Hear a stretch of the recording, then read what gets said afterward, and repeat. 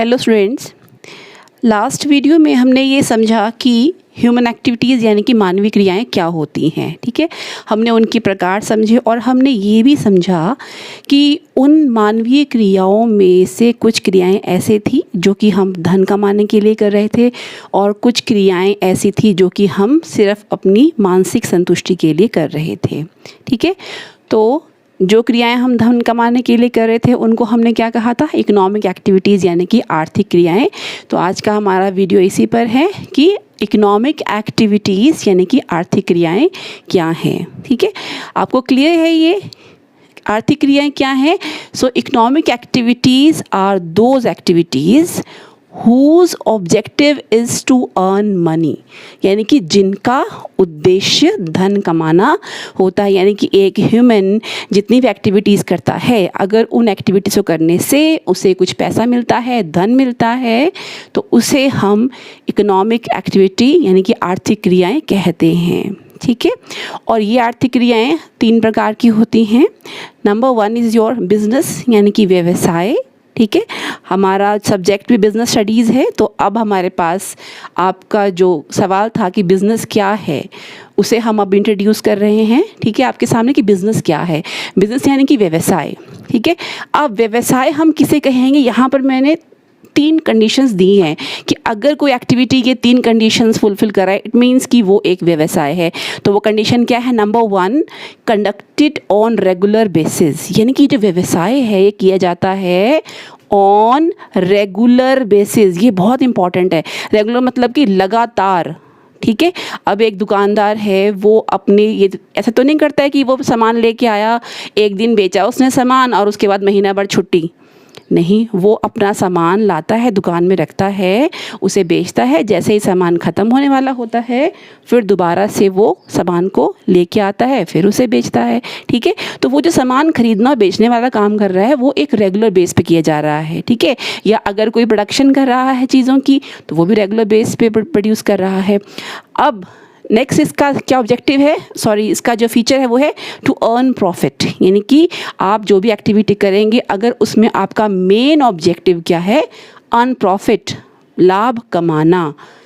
ठीक है, लाभ समझते हैं ना कि 100 की चीज़ अगर हम 120 में बेचते हैं तो 20 रुपीज़ हमें प्रॉफिट होता है। तो अगर हम चीज़ों को प्रोड्यूस कर रहे हैं, उनका उत्पादन कर रहे हैं, उन्हें हम बेच रहे हैं, या हम उन्हें ख़रीद के ला के अपनी दुकान में रख रहे हैं, उन्हें हम बेच रहे हैं, और बेचने से अगर हमें प्रॉफिट मिल रहा है, हमारा मेन मोटिव क्या है, प्रॉफिट कमाना, तो उसे हम व्यवसाय कहेंगे। ठीक है, एंड थर्ड कंडीशन है through the production and sale of goods and services. और ये जो हम रेगुलर कर रहे हैं काम या जो हम प्रॉफिट कमा रहे हैं, कैसे कमाएंगे हम प्रॉफिट? थ्रू द प्रोडक्शन, या तो हम वस्तुओं और सेवाओं को प्रोड्यूस करेंगे। ठीक है, वस्तुओं और सेवाओं का प्रोडक्शन मैंने आपको बताया था कि फैक्ट्रीज़ में जो हैं वो गुड्स प्रोड्यूस किए जाते हैं, और ठीक है किसान भी खेतों में जो है वो अनाज प्रोड्यूस करता है, एंड सेल और उनके सेल से। ठीक है, तो वस्तुओं और सेवाओं के प्रोडक्शन और सेल से। यहाँ पे सर्विसेज क्या है? सर्विसेज, देखो गुड्स तो आपको समझ में आ रहा है कि वस्तुओं को हम बोल रहे हैं। ठीक है, जो चीज़ें हम यूज़ कर रहे हैं। What is services? सर्विसेज यानी कि सेवाएँ।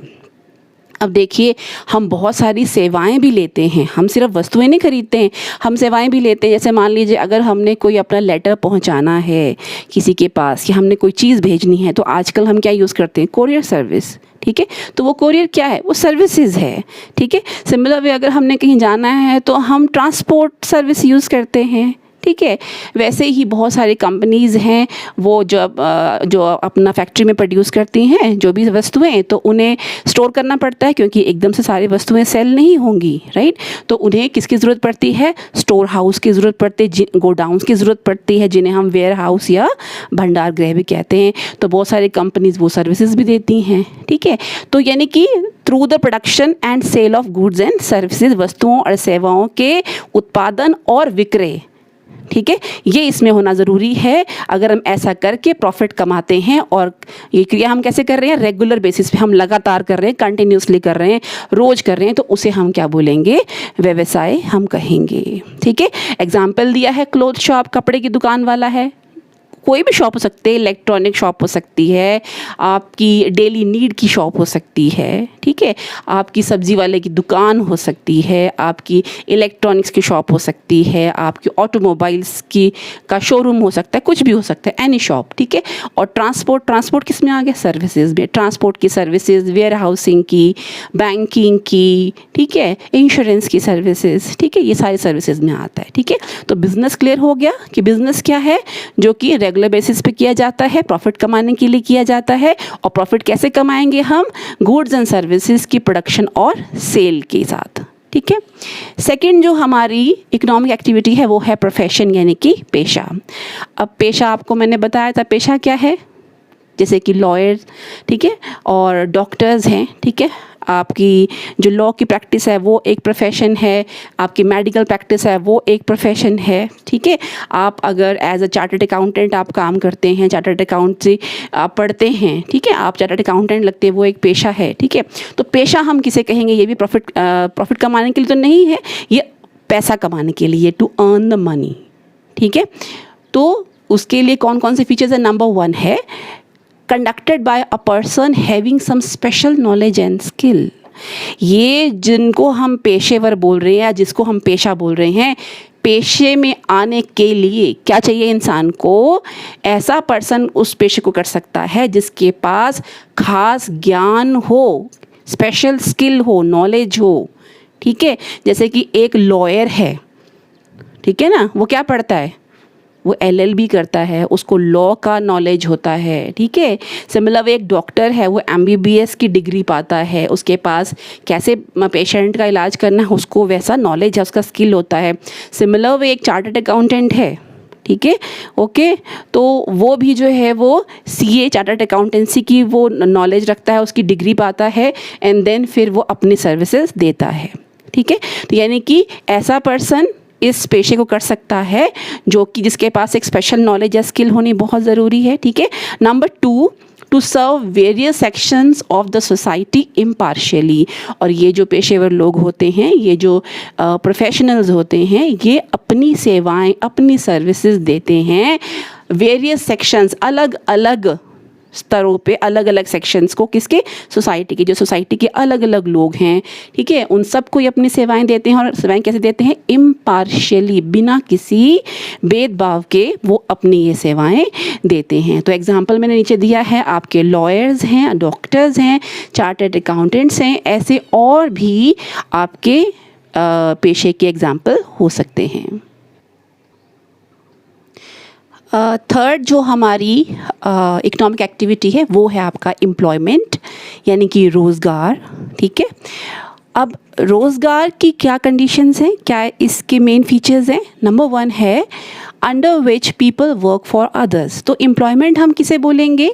एम्प्लॉयमेंट हम उस ह्यूमन एक्टिविटी को बोलेंगे, उस इकोनॉमिक एक्टिविटी को बोलेंगे जिसमें कि पीपल वर्क फॉर अदर्स, यानी कि जिसमें लोग दूसरों के लिए काम करते हैं, ठीक है, किसी दूसरे के अंडर रह के वो काम करते हैं, ठीक है। अगर हम इसको कंपेयर करें बिज़नेस या फिर प्रोफेशन से, तो बिज़नेस में क्या होता है? बिज़नेस व्यक्ति शुरू करता है, अपने लिए काम करता है, ठीक है, जितना वो अच्छा मेहनत करता है उसकी गुडविल बनती है, राइट, और वो उतना ही ज़्यादा प्रॉफिट अर्न करता है, तो प्रॉफिट उसी का होता है।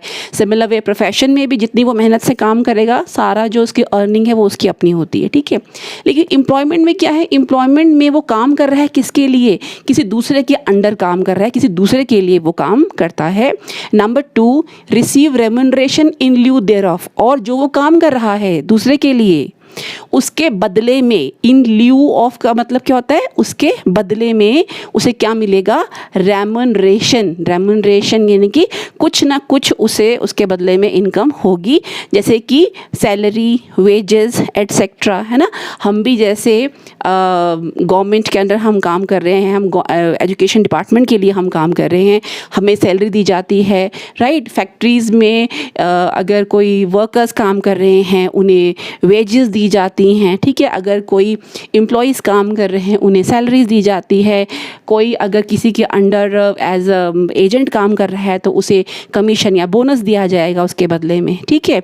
तो ये दो इसके मेन फीचर्स हैं। नंबर 1, एम्प्लॉयमेंट या रोज़गार, हम उस इकोनॉमिक एक्टिविटी को बोलेंगे, उस आर्थिक क्रिया को बोलेंगे जिसमें कि एक व्यक्ति काम करता है दूसरे के लिए, ठीक है, और पाता है क्या, रेम्यूनरेशन, ठीक है, कुछ ना कुछ धन वो पाता है किसके लिए, उस किए हुए काम के बदले में, ठीक है। और वो क्या हो सकती है रेम्यूनरेशन, वो सैलरी हो सकती है, वो वेजेस हो सकता है, वो कमीशन हो सकता है, बोनस हो सकता है, वो कुछ भी हो सकता है। और इसका एग्जाम्पल क्या है रोज़गार का, वर्किंग इन फैक्ट्रीज़ में जो कर्मचारी वर्क लेबर है ना काम करते हैं, या फिर गवर्नमेंट ऑफिसेज़ में, गवर्नमेंट ऑफिसेज़ हो, सेमी गवर्नमेंट हो, फुली गवर्नमेंट हो, ठीक है, किसी भी ऑफिसेज़ में जो कर्मचारी काम करते हैं तो उनके किए गए एक्टिविटी को हम क्या बोलेंगे, रोज़गार हम कहेंगे।